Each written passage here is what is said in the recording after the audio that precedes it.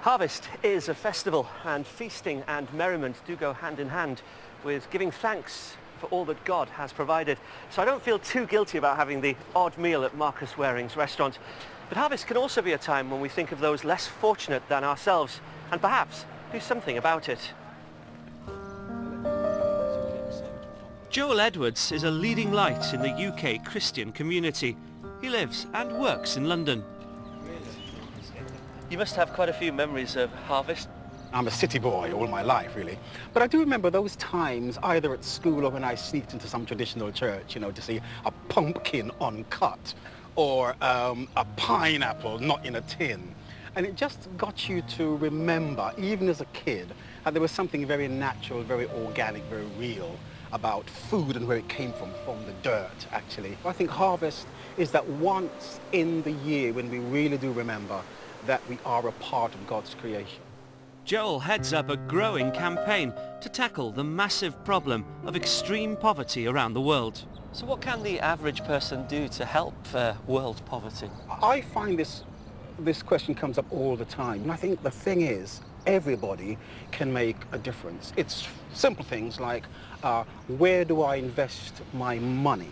It's simple things like, can I support a charity, either supporting a child, digging a well, building a hospital? There are 1,000 ways. Do you think prayer works? Certainly, we are Christians, we believe in prayer, so the average person can absolutely pray because we think prayer changes people and things. And next week, on the 10th of October, we're really privileged to be mobilizing millions of people around the world to be praying about the promises we have made to reduce extreme poverty by half.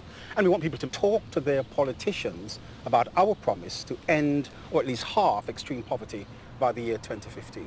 What motivated you to get involved in all this? Well, I think I've always had drilled very deep in my consciousness and a deep part of my spirituality concern about the poor. But it's also opportunities I've had to visit with Christian organizations, to see things on the ground and to see really courageous people in very poor conditions doing incredible things. I remember being on a visit to Peru and seeing women working from 6 in the morning to 6 at night to grow asparagus for a pittance, to put an asparagus on my plate. And then to see their sense of joy, their sense of godliness, their sense of fun, even in that desperate situation, is the kind of thing which galvanizes me to do precisely what I'm doing. Why do you think God allows poverty to happen in this world? Why do some have so much and some have so little? Hey, that's the $6 trillion question all of us are asking. But I think God is likely to say to me and to the rest of us, poverty is here not because it's necessary, but because we do not share equitably and we do not share fairly. There is enough wealth in the world to feed every individual several times over. So there's enough resources. The big challenge is, how responsible are we being? That's the question each person has to ask. So do you think we should feel guilty this harvest if we do have a full plate in front of us? No, harvest is a time where we enjoy with responsibility, so that God has called us to be a part of a global community which is still suffering. And therefore, as we eat, as we enjoy, as we give thanks, we remember those who don't have what we have.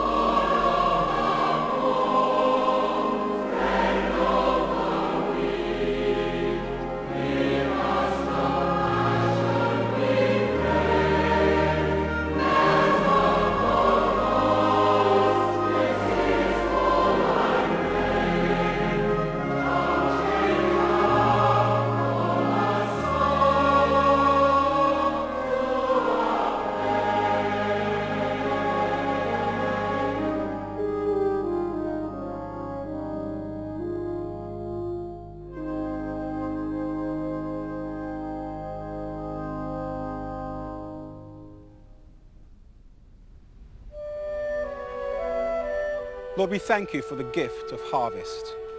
We remember your promise to fill the hungry with good things and to heal the land by your mighty hand.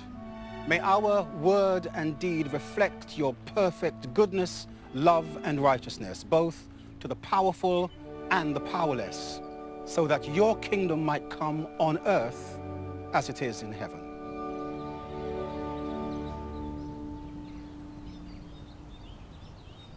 Our final hymn was written by an American, Thomas Chisholm, back in 1923.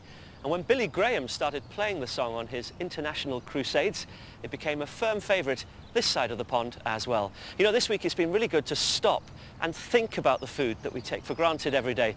I suppose that's what harvest is all about. Till next time, goodbye.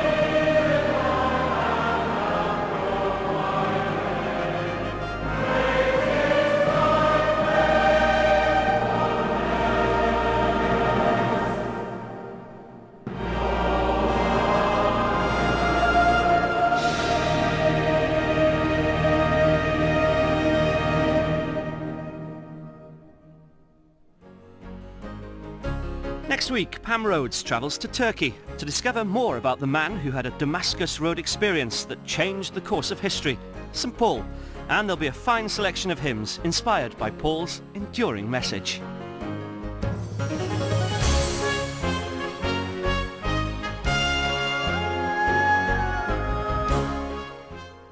And Songs of Praise next Sunday is at the earlier time of 4:30 here on BBC One.